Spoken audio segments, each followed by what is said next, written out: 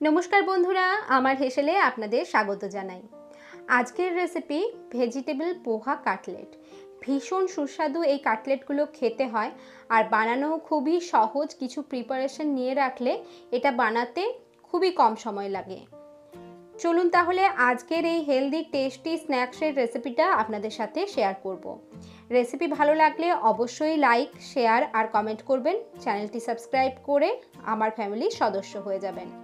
প্রথমেই একটা থালা নিয়ে নিয়েছি। এবার এর মধ্যে নিয়ে নিচ্ছি আগের থেকে সেদ্ধ করে নেওয়া আলু, আর তার সাথে আমি এখানে নেব দুটো বড় মাপের গাজর, যেটা আমি ছোট ছোট টুকরো করে তারপর টিফিন বক্সে দিয়ে গাজর আর কিছুটা মটরশুঁটি একসাথে দিয়ে নিচে প্রেসার কুকারে জল দিয়ে তারপর এটাকে ভাপিয়ে স্টিম করে নিয়েছিলাম।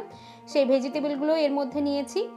আর নিচ্ছি এখানে এই ছোট বাটিটার এক বাটি পোহা বা চিড়ে, যেটা আমি ভালোভাবে জল দিয়ে ধুয়ে তারপর এই ছাঁকনিতে দিয়ে জলটা ঝরিয়ে নিয়েছি। এখন এর মধ্যে দিলাম 1 চা চামচ গ্রেটেড আদা। এটার ফ্লেভারটা এই কাটলেটে খুবই ভালো লাগে। তার সাথেই দিচ্ছি অর্ধেকটা টমেটো কুচি করে, তার সাথেই দিলাম একটা ছোট পেঁয়াজ টুকরো করে কেটে নিয়েছি সেটা, দুটো কাঁচা লঙ্কা কুচি, আর সাথে দিলাম অল্প একটু ধনেপাতা কুচি। এখন এবার এর মধ্যে দিচ্ছি স্বাদ অনুযায়ী নুন। নুনটা নিজেদের প্রয়োজন অনুযায়ী বাড়িয়ে কমিয়ে আপনারা নিতে পারেন। আর তার সাথে দিচ্ছি শুকনো কড়াইয়ের মধ্যে 1 টেবিল চামচ জিরে, 1 টেবিল চামচ ধনে আর 1 টেবিল চামচ মৌরি ভালোভাবে গুঁড়ো করে নিয়ে তার মধ্যে থেকেই 1 টেবিল চামচ নিয়েছিলাম সেটাই দিলাম। এখানে দিলাম 1/4 চা চামচ হলুদের গুঁড়ো, আর দিচ্ছি 1/4 চা চামচ গরম মশলার গুঁড়ো। এবার সমস্তটা দিয়ে ভালোভাবে হাত দিয়ে চটকে সমস্ত জিনিসটা এইভাবে মেখে নিচ্ছি, যাতে সমস্ত কিছু একসাথে এইভাবে চলে আসে।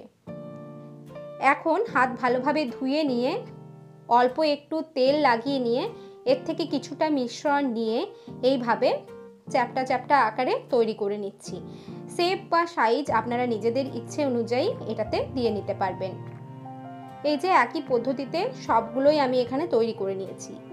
এখন একটা বাটির মধ্যে নিয়ে নিচ্ছি একটা ছোট হাতার 1 হাতা আটা। যে নর্মাল আটা আমরা রুটি করবার জন্য ইউজ করি সেটাই নিলাম। সাথে নিচ্ছি স্বাদ অনুযায়ী নুন, আর 1/2 চা চামচ দিলাম গোলমরিচের গুঁড়ো।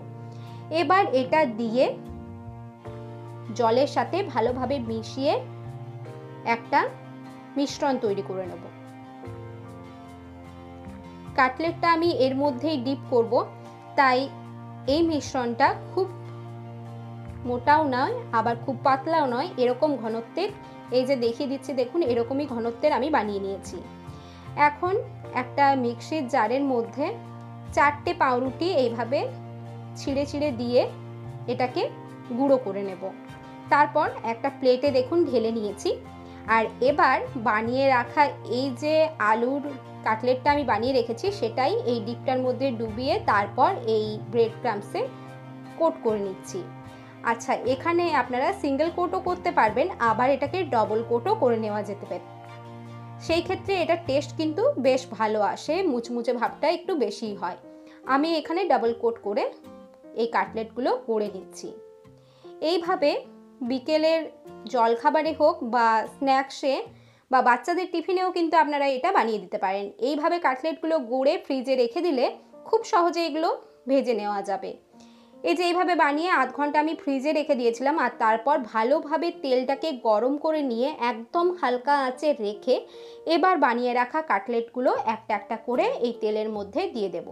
তেল এখানে খুব বেশি নেবার দরকার নেই, কাটলেটগুলো আমি শ্যালো ফ্রাই করছি।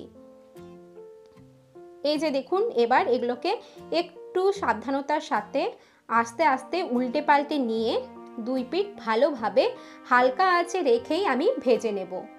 প্রথমে একটু সাবধানতার সাথে এই কাটলেটগুলোকে উল্টে পাল্টে নিতে হবে, না হলে কিন্তু এগুলো ভেঙে যেতে পারে। এক পিঠ প্রথমে একটু ভাজা হয়ে এসেছে, তারপর আবারও উল্টিয়ে আবারও 2-3 মিনিট ভেজে নিয়েছি। তারপর আঁচ বাড়িয়ে নিয়ে আবারও 1 মিনিট করে 2 পিঠ ভেজে নেবার পরে এগুলোকে নামিয়ে গরম গরম সস দিয়ে সার্ভ করতে হবে। বাচ্চা থেকে আরম্ভ করে বড় সবাই কিন্তু এই কাটলেটগুলো খেতে বেশ পছন্দ করবে। এরকম কালার চলে এসেছে, এবার নামিয়ে পরিবেশন।